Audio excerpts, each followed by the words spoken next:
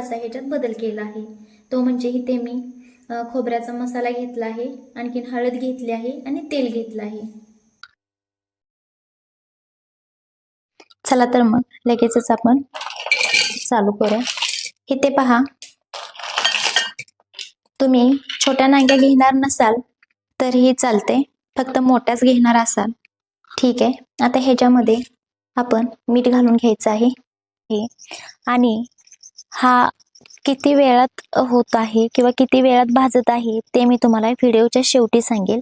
आता आपल्याला इथं विस्तव थोड्या वेळात कमी झालेला दिसेल, पण आपल्याला टेक्स्चर आला आहे सेम तशीच दिसत आहे, पण आपण इथे बिना भांड्याची आणि बिना गॅसची केली आहे. खूप छान झाले आहे.